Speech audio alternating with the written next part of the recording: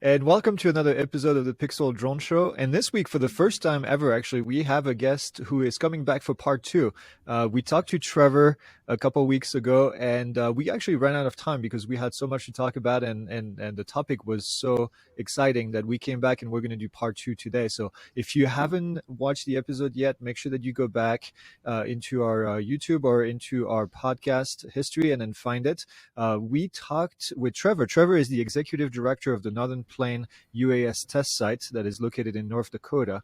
And the reason why we got so excited is because we got started talking about BVLOS, Beyond Visual Line of Sight, and the challenges that, well, go along with it. And Trevor was very kind to explain quite a few things about how they're trying to deploy this network of Beyond Visual Line of Sight capabilities in North Dakota. So, Trevor, welcome back to the show. Thank you. I appreciate you inviting me back here for a second time. And, hopefully I remember what we talked about the first time. There was a lot of stuff we hit there. So I'm excited for your second round of questions here. Well, that's awesome. Let's go ahead and talk about BVLOS. And I think the first question, I'm going to steal Haya's question actually, because I think that will get us kind of in the mood is, why is BVLOS so important into the big picture of flying drones commercially in the US? Yeah, great question. And I like to think about it probably, first and foremost from an economic sense, and then from a second part of it, a safety of flight sense. And I'm saying that because a lot of people are going to probably resonate with the economic impact first, given that's kind of your application based. And so why is there such a strong desire to get to BVLOS or beyond the visual line of sight of the pilot operating the drone? Is because there is an expectation we're going to see an increase in capability of what you can do with this technology. And given the cost and the metrics associated with it, we believe that it will also make a lot more economic sense for a lot of different use cases out there. And again, these are a lot of, we thinks and we hope and forecasting of expectations. Since it's not routinely available to go fly beyond visual line of sight, we still have a lot of work to do to validate those assumptions, and that's part of the challenge as well. And because there's no validation data available there, if you're in a role of a business leader or you're making investment decisions as far as what to do with your limited resources, it's really hard to want to invest in this space when it's an unsure market. There's a lot of risk associated with it from a business perspective. But, back to the why, why do we want to get to BVLOS is that, when we can start to do that, again, we have an expectation we're going to open up a lot of different capabilities of the system. If I were to look at like a public safety perspective, if I am trying to get eyes in the air and I'm in a public safety role, I might be able to start to look or see something further down the line several miles away, as opposed to being in harm's way. Let's say there's an active shooter type situation, and that's on the negative side of things. On the positive side of things, why wouldn't I want to be able to operate the drone continuously for miles on end so that I can surveil and inspect the infrastructure that I'm flying against? Let's go something more tangible to the public. I want to deliver, whatever goods or services I ordered online, if it's from Amazon or some other vendor.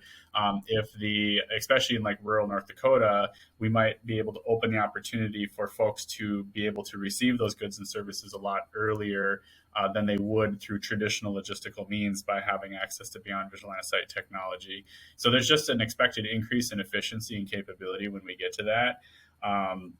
Now, the challenge, of course, as many know, is there's a safety of flight concern here that, you don't have these airplanes or systems that are certified for safety of flight, which we take for granted with manned aviation today. We don't have all of the supporting systems that allow that plane to fly. In our case, it's the Vantis Beyond Visual Line of Sight infrastructure. That is a supporting system that allows you to be able to see as well as communicate with your airplane. And there's going to be other versions or other iterations of this kind of technology that are going to be in the marketplace. But that also has to be certified, right? Because that's a system that is providing a critical safety function in the eyes of the FAA, and their due diligence is to make sure that it does not unduly impact or negatively impact safety of the airspace system as we know it today. And of course, to get to that level will also come with a cost, which is expected, but it's also unsure and uncertain what that looks like yet. So that just continues to drive the economic challenge associated with it. But I think we solve the safety challenge, we will solve the economic challenge. The marketplace will figure out what is the most appropriate and efficient use of these tools and technology once there is a safety of flight assurance associated with it. So I think they will kind of resolve together. But yeah, I think you kind of have to talk about both to really understand, the question you provided, the why. Why is there such a focus on this? Yeah, and it's funny you mentioned public safety. I think most people, when they think about drone delivery, they think about Amazon delivering tube socks to their house, within the last mile delivery or whatever. But there's so many more applications to this. I was actually in Texas. I just came back from Texas. I was there on Monday through Wednesday, and DroneSense released a new product, which is a remote pilot solution where there is a visual observer sitting at the top of a I'll give you the scenario that they deployed during that conference, and you can tell me if how your solution would help with this. But they had a drone located in Florida from a police department, and there they had a visual observer, and they were able to take over the drone from Texas using a Starlink GPS connection, and they were able to fly the drone using just a simple PlayStation controller from the conference, and they did this live, and I was actually amazed at the quality of image that they were getting back. I can't imagine that this kind of solution with your network would be even more amplified. Is this something that you're thinking about in terms of applications? Yeah, so I'll address it a couple different ways. I want to pull on the thread you mentioned, the last mile, and that's what a lot of people think about. And I'll put a little plug in here for North Dakota, but I do think this is actually probably, it addresses your first question and leads us into the second question you posed. Is there's also this last 100-mile problem, and that's actually, I think, the part that is going to be probably one of the biggest impacts. The last mile, of course, in the logistics chain is incredibly difficult. It's expensive, but it's the part that touches the consumer, the person receiving the good or service. But the last 100-mile problem, I think, is where we have a lot of opportunity in the world of automation and in both aviation as well as ground transportation, because we see in the demographics we are going to have and still have a pilot shortage occurring. It's really expensive to be manned pilots. And we're as the world continues to evolve, we have a lot of demand for goods and services. And so to be able to open the door to have automation help achieve some of those last 100-mile delivery problems, and to give you a tangible example, FedEx could fly into Fargo, North Dakota, and that's a kind of a hub for them to disperse goods and services beyond Fargo into the rest of North Dakota. But there's only so many pilots and airplanes available to help make that happen. And so this type of technology could also impact, larger unmanned airplanes that will now allow them to autonomously traverse over North Dakota and serve communities that may not otherwise be served today. But let's take that a step further to actually your question. This example of controlling the drone, from Texas and Florida, and having that kind of image quality coming through. So I'll address it in two ways. The Vantis system itself is at this time not focused on the payload or the data link side of things. And there's a very specific reason for that, because that is the value of operating the drone in this instance, is to be able to see the video, whether it be live or still imagery, or maybe it's a different sensor like infrared, and be able to pipe that through a network to be able to get to a person who ultimately has to make a decision on what to do with that information. But that's not what I would call a critical safety function of the flight. It might be a critical safety function for the public interest, for serving the goods to the public as far as public safety, but it's not a critical aspect of flying the airplane. So Vantis right now is focused on the critical aspects of flight for flying the airplane. That is the control, the ability to provide a command to the airplane and it be able to maneuver. And we always have to look at it from the situation of what if there's another airplane in close proximity. I might need to take action to make sure we remain well clear of that other airplane. That's that critical safety function. That's the part that absolutely has to be foundational above all else. And then, of course, the other complementary technology, as we've said before, is the ability to see that other airplane. That's through different types of surveillance functions, whether it be radar or ADS-B or something else. And in that equation is not payload. Now, one of the questions you actually asked, or somebody asked on the first interview, was why not like the cellular network or 5G? Now, let's bring that back into the equation. That actually is where we have a very good opportunity to use complementary or similar systems that are in place today to provide that solution. Where let's let Vantis or equivalent types of systems that have that critical safety function be able to control the airplane, because it is, I'm going to say, relatively expensive to have that type of level of safety. But now you could use like your cellular networks or your satellite networks to help provide a pathway of bringing your payload data down. And because that's actually not going to impact safety of flight. Of course, I'm saying this as generalizations. Somebody out there is going to say, well, what if you're using a camera to help see and avoid the other airplane? Well, that's a different situation that I'm not addressing here in that particular scenario. But again, this is just general characterizations here. But so yeah, I think in the future, that's the kind of thing that we'd like to see this industry start to grow towards, is identifying what are those critical safety functions that we absolutely need to have addressed and have certified and have a level of assurance to make sure we're not negatively impacting the public or users of the airspace system. But then also make sure that the systems are there to actually serve the function of why the drone's flying in the first place, like providing a video feed down to decision makers. So when we're talking about beyond visual line of sight, there are a number of different challenges, right? We have the regulatory challenges, we have technical challenges, we have other air traffic that we have to deal with. How does the weather play a role in all this? Question. And that is, I would say, if I like to look at weather, if I already, I like analogies. I think I mentioned that the very first time. And, I'll use this analogy. If we're going to go back to, building a transportation network that's never been done before, we're building roads for the very first time with cars that are still very much in prototype or developmental phase.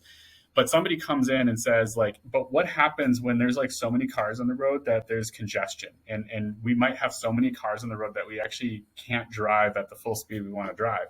And you're like, hey, that's like a really good question, but we're not even at that point yet to be able to, to be able to answer that, right? So, and I kind of look at weather very similar. We know that weather is going to be an absolute critical component of this, but we have to get some of these like baseline foundational things dealt with first before we can do the weather. And I'd say like weather is like a really close second. Like you could really make an argument that it is really critical now, but I kind of look, it's like, well, if I got to create the capability of flying farther, and then right away the next question is going to be, how do I ensure that the weather is safe enough for flight? So yeah. Now let me get into your question a little bit more in detail there. It is something that is acknowledged that needs to be addressed, and I think that if I were to lay out the challenge first, today in the aviation community, we're very comfortable and used to having kind of like, a standard weather briefing, which comes from sources of weather data that are, measurable, and they're tracked, and they're provided at a certain level of performance. There's also a lot of other weather sensors out there, let's say I was trying to buy a weather station for my backyard, and my wife was like, that's a little bit obnoxious for inside the city of Grand Forks. And so I ultimately didn't get it, but that's not like a certified weather system. But could I use that information for making a flight decision with a drone? And I don't think we have a good answer to that. Maybe the technology is mature and robust enough that we could, or maybe there's a lot of underlying questions. Maybe the code hasn't been gone through to show that it has a level of assurance. So there's a lot of unopened or unanswered questions there that we still have to look into as far as being able to really like dive deep into this question. But there will have to be a mechanism there that kind of efficiently allows for the drone or the operator or combination thereof to understand what the weather is in the current moment, what the weather will be in the forecast, and be able to operate the airplane or system appropriately given those conditions. And that's just using today as a baseline. The fun part of this is when we can start to operate autonomous technology in weather conditions that you normally wouldn't operate in, like severe weather, a hurricane, a blizzard, a tornado. That's actually where like this can get really fun, right? Because we can now put a machine in harm's way as opposed to the human. Yeah. We can probably learn a lot more about our world as a result of that. So, I'm by the way, I'm completely acknowledging I'm probably not totally answering your question right now, but it's just a complex one. Oh, for sure, it's complex, and especially when we're talking about using drones in emergency type scenarios, like you said, a hurricane or not avalanches, but blizzards, and also when you talk about increasing the distance, right? I mean, if it's beyond visual line of sight, and we're talking about 100 miles, it's a different situation than flying, let's say, around town beyond visual line of sight. Agreed, definitely. It's and that's what I think. That's why are we doing this? So, like, I think those are the kind of scenarios we want to start to explore in our future, and really see the value and the potential of this technology, helping learn more about our world and how we can gather information and make decisions as a result, which ultimately improves quality of life and opportunities for people. Well, the good thing is that you guys are in a great location for testing anything with bad weather in North Dakota. Very true. It's I tell people we're literally at the center of the North American continent, and I don't know if people realize that, but being at the center means we're subject to the extremes of both ends, as far as we get really cold and we get really hot and we get everything in between. But the problem is that you don't ever really get it in a consistent fashion. And, you might have a week to 2 weeks of the current weather, and then, the pattern changes and we get another couple weeks of whatever.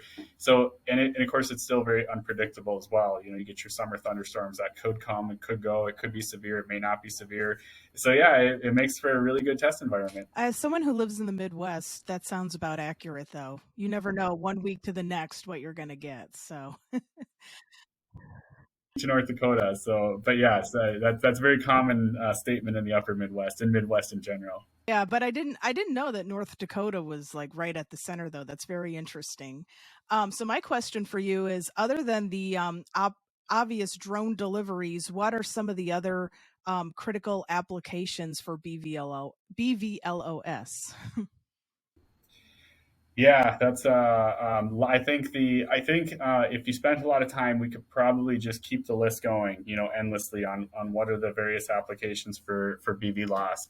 And I like to look at, of course, I resonate a lot with just like North Dakota, just because that's where we are. That's probably like front and center, but I completely acknowledge there's a lot more opportunities out there. And, I go back to the last 100-mile delivery is probably going to be the common thing for North Dakota, but also I think for probably 60 to 70% of the rest of the United States, when you start to consider, not that everywhere else is like North Dakota, but there's a lot of rural space in the United States that this kind of solution and technology can help solve and replicate elsewhere.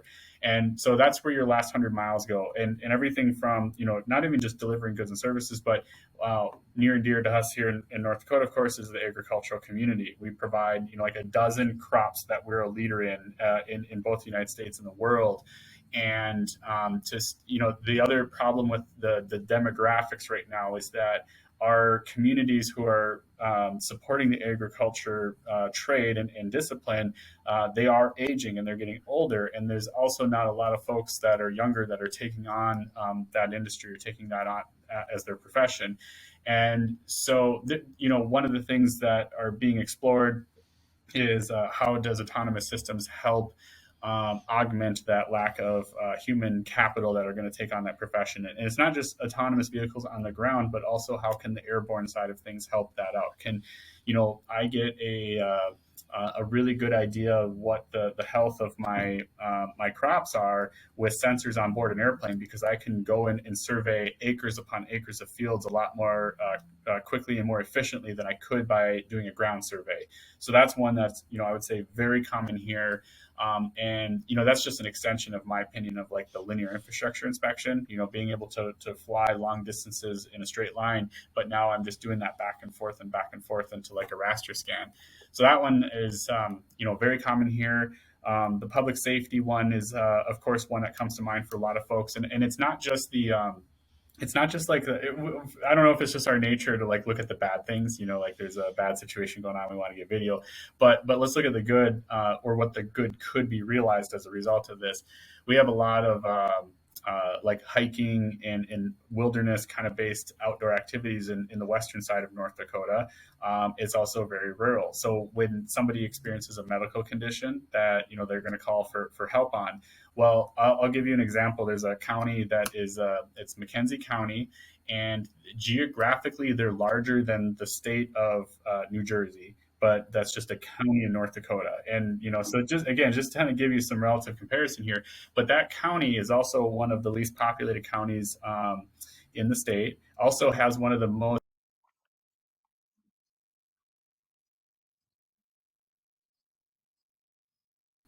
they had significant growth of, I think, like about 10,000 people to 15,000 people because of an oil boom.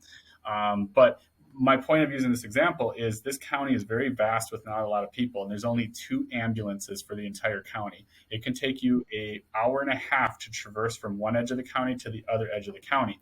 So now, let's say I've got 3 medical emergency situations. How do I deploy, my 2 ambulances to respond to that? And how do I know which one's more critical than the other? So this is where like a drone flying BVLOS can be incredibly beneficial, because now I can get the drone out to one of those sites. I can get, and probably because I can drive, or I can fly straight line without obstacles on the ground, without the road infrastructure that may or may not be there. I can get the drone that is now eyes on the situation a lot quicker than anything else. And on top of it, eyes on, what does that mean? It allows me to make a decision. This is actually a more critical situation. Let's redeploy the ambulance to get here first. And one of these other situations maybe we have some time that one of our neighboring counties can come in and assist while we deal with this one. So that's an example. And then let's add to that. Let's add to the complexity of that situation. I can have the healthcare facility that has now been put on alert that I have a medical situation that may need attention. If I have eyes on via video camera of this BVLOS operation in a rural part of McKenzie County, that healthcare facility can have their staff and their decision makers there looking at the video and making an assessment and already providing a recommendation to the first responders that they otherwise can't do, or they only do by voice today. So I think that, that's, again, I'm giving you like a really detailed example here. And I think we could just keep going with different things, but it's, I think it's nature for us to kind of compartmentalize into like a very simple use case. But what I'm trying to highlight here is much of these use cases are actually very complex, that have multiple layers of value that can be benefit, or that we can realize benefit from.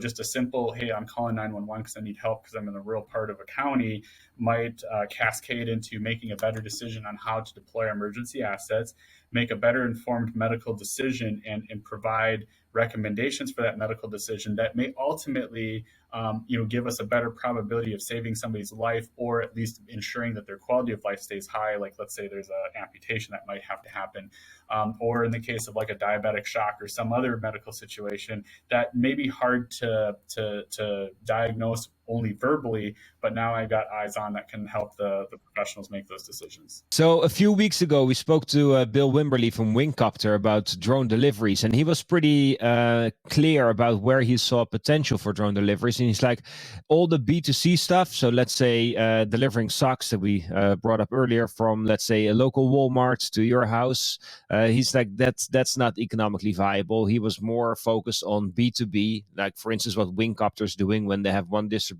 center in Rwanda, and then they use drones to send medical supplies to certain fixed medical locations. What is your opinion about delivery by drone, and where do you see the opportunities there? Yeah, of course, we're speculating and forecasting a little bit here based on the current state of technology, but I would generally lean in agreement with that type of assessment. I think that a direct to consumer type delivery is going to be incredibly expensive in the first generation of this, however that ends up getting defined. Um, that being said, like I would say that I think that there's a belief that as a community, as an industry looking to build positive public perception and awareness of this technology and make sure that everyone is comfortable with it, that it may be actually worth in some instances experiencing that type of expensive service as far as because what will it do is it allows the consumers to have a direct experience and direct hands-on with the technology, which will build trust and an understanding of what it can do. Because I'm very cognizant that as this new technology continues to integrate into our daily lives, that there is probably concerns with that technology. There are folks that may not understand that technology, may wonder, what kind of information is it capturing, what is it sending, who's responsible for it. And so ways of overcoming that is just exposure. And so, yes, I would agree with Bill's assessment. The B2B is probably going to be your more economically feasible business models. And I think the one that we kind of have to build is our backbone. But I think we also should really consider, as a cost of doing business, providing that B2C service in some fashions where we see an increase in more of your intangible returns, your public positive perception. I'll go back to, because I can just do this, and that's where I live is North Dakota. I will say, like, providing delivery of medical goods and services to our rural communities will likely not be financially or economically feasible. It's actually probably going to be at a cost. But is the benefits of providing that service, greater than the cost? I believe it would be. When you start to think quality of life of the citizens, and you think about ability to more expeditiously deliver those goods and services that you otherwise wouldn't be able to do. And I think you could build that on the backbone of the B2B type of service, where I have, goods and services being delivered to the medical facility, but I can use that same technology to also be routing to the direct to consumer. And I would say I'm not at a point where I'm taking like a strong stance on that, but I just believe that there's probably something there we should explore as a community, that the return on that might be more measurable in intangibles as opposed to just a return on the dollar. Yep.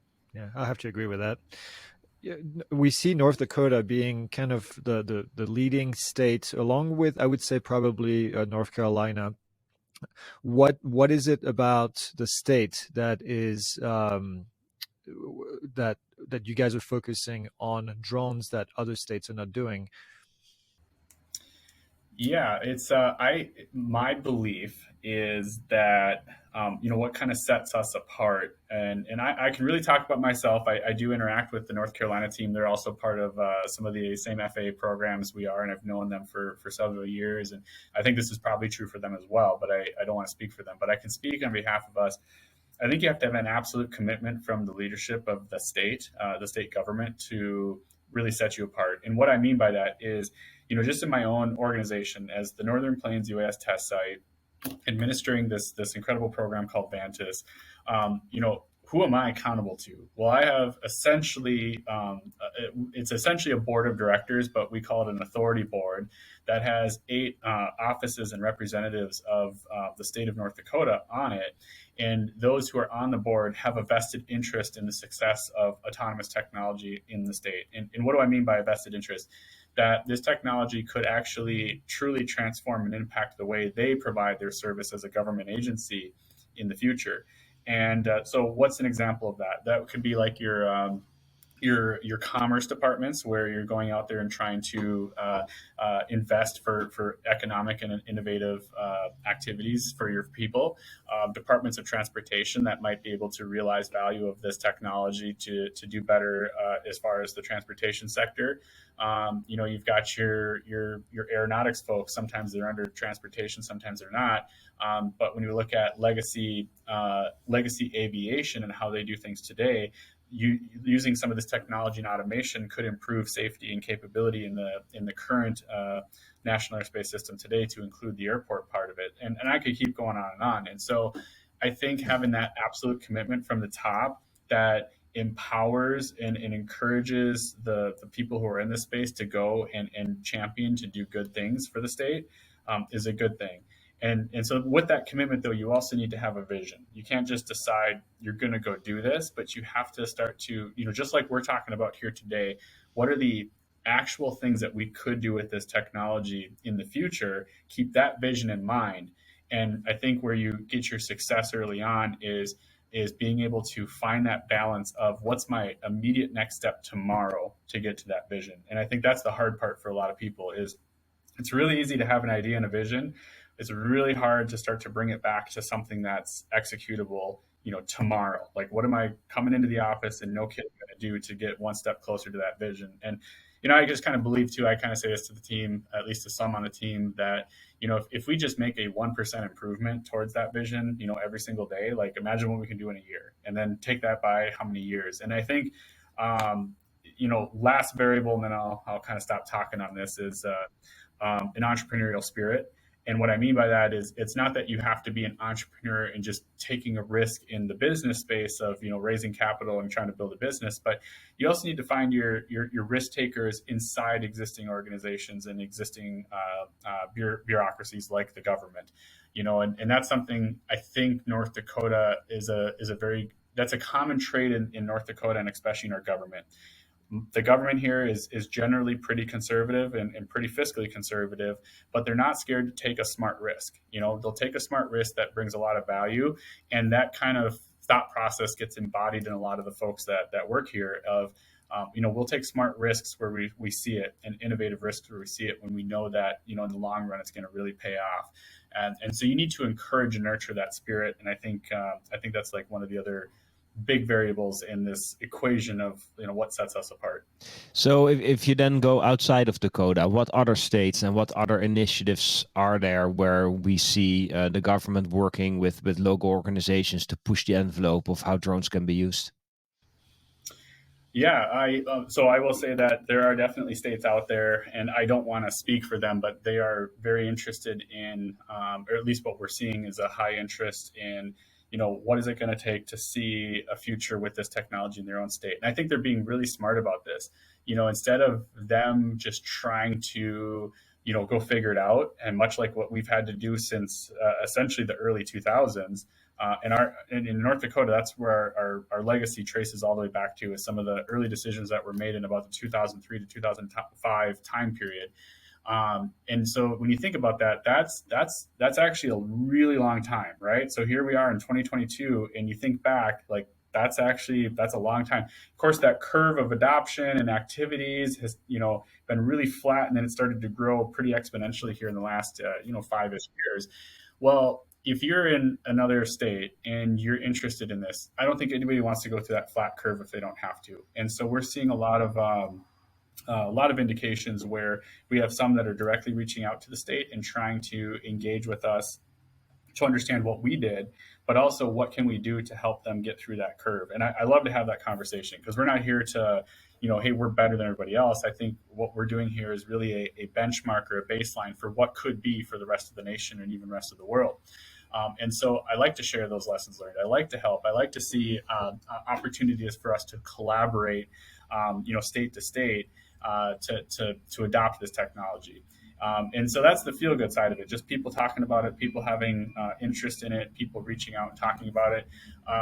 We're also seeing, some states that are starting to invest in understanding this even more. States that are starting to appropriate dollars to go and do a feasibility study and figure out what does it mean to implement into their own state. And some of that involves North Dakota being part of it, or at least getting some of our expertise involved.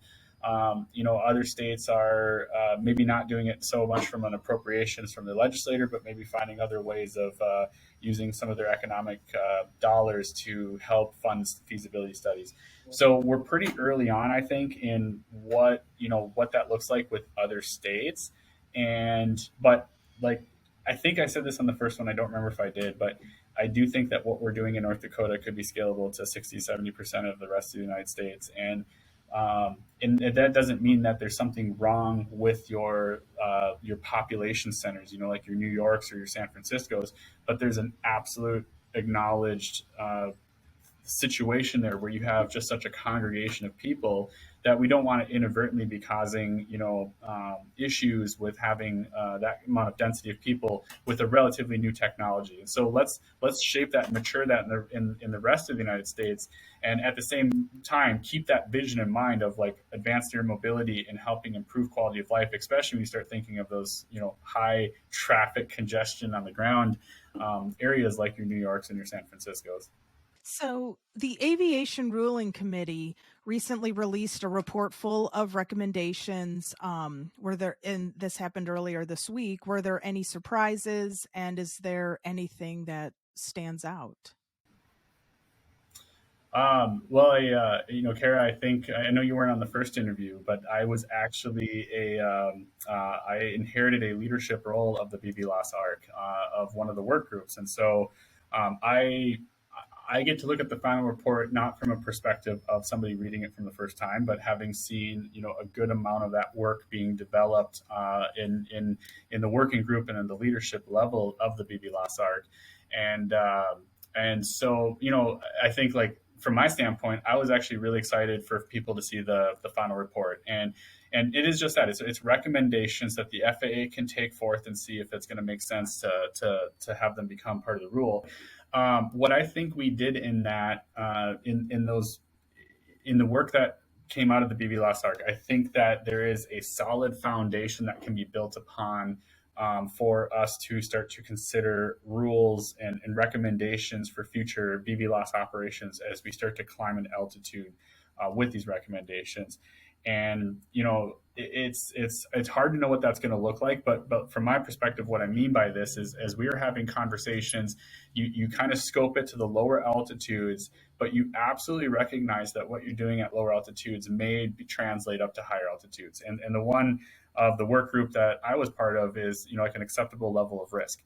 We look at, what is an acceptable level of risk of operating drones in the airspace. And it's much like there's an acceptable level of risk of driving a car on the roadway today. There is an absolute risk that everyone knows when they get in the vehicle that, there could be consequences to operating that vehicle. And ideally, we don't realize those consequences. We take actions to try to prevent and mitigate those. And we do the same thing in aviation. But just acknowledging that and understanding that, this technology entering the airspace system, in my opinion, isn't going to negatively impact the current risk in the airspace system. And then here's our rationalization on why. I think that's really critical to just get written down and understand that. And from that, we can start to measure and make decisions that, we can start to predict what will happen when those become rules. So again, I'll say again, I believe I'm not really answering your question right now, but it's also like, a couple of things that come to mind. My opinion is just that it's just my opinion, and is not necessarily representative of the entire work group. But it's also it's hard to just look at it from a perspective of having not seen it and then see it and have an opinion. My opinion's been formulated over the past 6 months of just being involved in that process. Where does remote ID fit into BVLOS? I kind of know the answer to that already, but I want you to explain maybe the importance of remote ID and maybe the importance of network remote ID, which we haven't seen as a requirement yet, but is more than likely going to be a requirement for at least BVLOS operations. So tell us more about remote ID. I'll give you my opinion on it. And my opinion is it's a lot like a license plate on your car. In order to operate a motor vehicle on the roadway, everyone's got to, register their vehicle, have a driver's license, file your paperwork with the respective state, pay your respective fees, and get that nice little placard on, the front and back of your vehicle, or in some states, just the back. To me, remote ID is very similar to that. There's a common concern about, is this negatively impacting the honest operators and honest users? And, to some extent that could be true. But I look at it that if you're an honest operator, like just like I'm an honest operator of my motor vehicle, I'm still going to, get the license plate and still have a driver's license. It's kind of that first layer of just, look, I am telling you right now, I'm coming out there and trying to comply in the best way possible with the rules and regulations that govern the space I'm operating in. And to me, that's a little bit of what remote ID is at a philosophical level doing. It's providing an opportunity for those out there who want to do good and want to operate it with the best intentions to basically say that's what I'm doing. But now let's start to bring into a more practical level of that is, we kind of talked about other use cases when we started to go beyond visual line of sight. And then we started to talk, or I mentioned about public good and public acceptance of this technology. I absolutely, and I say this kind of humorously because here I have been in the drone space now for a decade, and but yet I've been at a point where I've been in a parade, not in a parade, but watching a parade in rural North Dakota, and somebody has a Phantom 4 up there, and watching it from above, and you're kind of like, oh, that's interesting. Completely legal, by the way. Like they were completely within their Part 107. They were stood off, everything.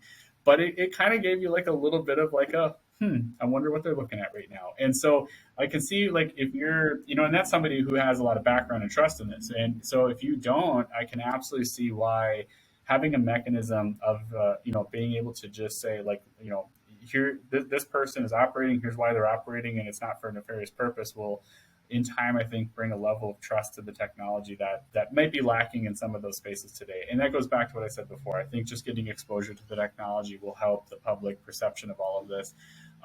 So yeah, I don't know if that's like the right opinion, but that's at least what I formulated. So I've written quite a bit about remote ID. I was at AUVSI when Brendan Schulman was talking about it on stage, and Forbes even quoted me as likening it to a digital license plate. But, as far as broadcasting pilot location is concerned, what are the safety and privacy concerns? Good question. I think the privacy concerns are probably easier to, probably let's pull on that thread a little bit more. I think it depends on your perspective of this, right? I am probably generally of the belief, again, my opinion, that if I'm going to be operating a drone, I'm doing that in public space. I'm doing that as part of the National Aerospace System. And so I really don't expect a level of privacy associated with that. Just like, if I'm driving my car, I find it humorous when you're driving and you see people like doing things in their car that, they're rocking out to their music, or they're eating, or they're putting on their makeup. And, there's no like expectation of privacy. I can see them doing that. That's probably like the equivalent of operating a drone in the airspace, and even in the current paradigm of the National Airspace System with manned airplanes, you have your transponders, you have your ADS-B, you have access to that traffic information through certain services. Now, that's a generalization. There's always exceptions, right? There is things that are in place today to protect the nation's interests and security and safety. With not everything is necessarily put out there publicly, and I think that same thing has to be true with drones as well, yeah. Right? There's a time and a place there with operations of drones for specific use cases where it may be practical to not announce those kinds of situations, and perhaps that's in like a situation of public safety. A lot of these things, I think, I think it's really healthy to analyze and consider those circumstances and those situations before they happen. But I'm also I'm probably a little bit more of the belief of let's get out there and do things. And when we run into a situation where we really have to negotiate a policy and figure out what's an appropriate policy, that's a good time to do it. Just because we don't have a policy isn't always a reason to not go try something, but we just want to make sure we're trying it and researching it and testing it in a very controlled and sense. And that's probably where I come in as a test site, right? That's the space I'm used to of, look, we don't have all the answers here, but let's go create a test and start to validate some of those assumptions. And that may not just be a tangible like piece of technology, but it's also true, I think, in the regulatory and policy space. And so, yeah, when it comes to privacy, it's a no doubt, it's a touchy subject. It's one that we want to approach with caution. It's one we want to be very systematic and diligent about. Some of the other statements out there of we don't want to regulate the technology. And I do think to some extent there's probably some truth to that as well, where in the case of privacy, I am no expert at this, but I would absolutely defer to precedent and those who are a little bit more equipped in this space to provide the best recommendations for policy and regulation on how to apply this to modern technology. When it comes to safety of flight, I think that is, I go back to, like you said, it's like the digital license plate, I think, is a little bit foundational, where it's probably not like, this one thing is an absolute attributor to, really, really high safety record. But there is a level of comfort as a pilot, both manned and unmanned, that when you're flying along and, if I'm in the manned cockpit and there's another, manned airplane flying along, maybe I don't know every detail about that person, but I see them, I'm talking to them and communicating with them. There's a level of comfort that's established when you're talking to users in that airspace. And I think on the drone side, it's the same thing. And so if remote ID is a mechanism to broadcast the here I am, here I am, here I am, I think that's a good thing. I think that's a good thing in the interest of safety of as an operator broadcasting your location, because you're willingly trying not to cause interference to other users of the airspace. We're being good stewards, good neighbors when we're doing that, in my opinion. So you're working with the FAA on a regular basis, of course, as part of your role in with the Drone Test Center. Now, a lot of times with regulatory parts of the government, we see that they're always kind of behind the most recent developments, right? I mean, they're responding or reacting to things that happen. Now, with an industry such as the drone industry that's progressing so rapidly, not just in the number of people flying drones, but also in the capabilities of those drones that they're flying. What would you do differently, or what would you recommend to the FAA in order to kind of stay closer to how the industry is developing with their rules and regulations? You want to know how the FAA could be better aligning or listening or approaching or working with the industry to make sure that the rules and regulations. I mean, if you look at remote ID, for instance, I mean, it takes a long time to develop those rules, to go through the process of getting comments in there and then adjusting it. If an industry is transitioning or progressing so rapidly like the drone industry is, how could the FAA be in closer lockstep with what's happening in the real world? Great question. Yeah, and I will absolutely acknowledge I have a definite bias in this space, right? Because as a test site, and a IPP, former IPP, now beyond team member to the FAA, I probably have a little bit more of that closer proximity than many to see kind of inner workings of the collaboration of the FAA. I will tell you, I'm sensitive to the FAA challenges associated with this. My perspective, I see it very common for us to, let's say, point the finger or place blame solely on the FAA for not moving quick enough and fast enough and innovative enough. And there's some definite truth to that. The other side of that, and I believe I'm really good at kind of like breaking down some of these viewpoints, is we got to remember, like, this is the United States government and was inherently designed to be kind of slow and methodical about things, just as a general philosophy. And so you got to keep in mind that that's the culture. That's actually the expectation. That is the norm. That is what is supposed to happen in the government domain, so that we have stability as citizens.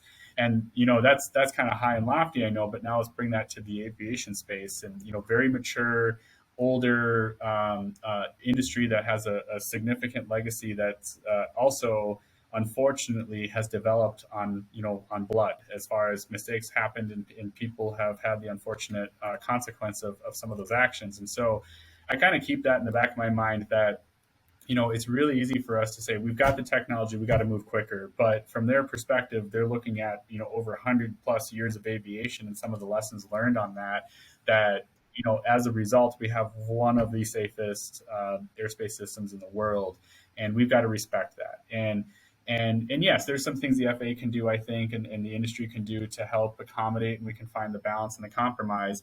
But I'm putting myself in the shoes of, they have a really difficult challenge here to take on, to try to accommodate that. And so I'm empathetic to that. But to answer your question, what can they be doing? I think, these kind of programs that I have been part of have been really valuable and very rewarding, I think, for both the FAA and for the entities involved. And the challenge with it is everyone wants to be involved at this level, right? Everyone wants to have that collaborative conversation. But obviously, everyone is also resource constrained, and not everybody can participate in these things. And so, I don't have the right answer there. That's just the downside of some of these competitive down select kind of situations, is that not everyone gets to be part of it. But I think I would be a strong advocate of continuing these type of very close collaborative communication. And in my perspective of it is, it's a lot like, everyone, like, I think most people, when they hear FAA, they approach with caution. It's like, oh, I better watch what I'm going to say. I'll tell you, the culture in these conversations with them is it's very collaborative, it's very trusting, it's very transparent, and we have these conversations and without a fear that there's going to be repercussions back on us for some of the statements or suggestions or comments we might make, because we have both come in with the same agreement where we're trying to do something that is getting us to a greater good, and all options are on the table to assess and to question and to evaluate. And I have learned that, I say, like, the other people on the other end that are the FAA, they're human, and you form this relationship and you become very empathetic to. They're actually trying to do the exact same thing you're doing. They're trying to find innovative ways to work through the government system to build out a policy or regulation, or find a solution in the short term versus long term. It's the big FAA that can become challenging, right? You have this big bureaucratic system. You have all these people involved. That's the hard part of the organization to navigate, is when you get everybody else involved, right? When you get all the people involved. And that's the one that I think people get the most frustrated with. But I always try to remember that, at the end of the day, there's somebody like me over on that other end that's trying to do the exact same thing that I'm trying to do. And they're just trying to do it from a different perspective. And so having a little humility and a little bit of trust in each other goes a long way. And unfortunately just doesn't move as quick as we want it to. And maybe this isn't the best mentality, but I've probably just come to accept that we're going to always push, and they're never going to move as quick as we want them to, but we just have to keep pushing, though, and we'll make progress in time. And I think there will be an exponential curve to this. And I'm also a fan of making sure we get the right rules in place the first time around, as opposed to let's just get something out there and see what happens. Because I think if we do it wrong, we're going to see repercussions there that are unintended. And once they're on the books, I think they're harder to change. So, so keep doing these programs. Make sure that we're staying collaborative, have that trusting, transparent conversation, and everyone's got to come in with an open mind that, what am I doing that's helping contribute to a positive direction here, as opposed to FAA, it's all your fault. Yeah. Thank you for saying that, because I do say that a lot as well to our students when I said there's two different types of FAA. There's the FAA as an entity, as a government entity, and then there's the people working at the FAA, and they're trying to do the same thing that we are, the people, that is, and they have a system to evolve around. So thanks for echoing that. Well, Trevor, this is the end of the show. We really, really appreciate your time again to come and talk about this. I would love to bring you back, not next week, but in a year or so, to kind of talk about what you guys have accomplished in a year. I know we talked to your predecessor a year ago, so this would be very fitting. So thanks again for your time. For those of you that are watching, we post episodes every Tuesday. Please like and subscribe, and leave your comments as well. We love interacting with you in the comments, at least on YouTube. So Trevor, thanks again.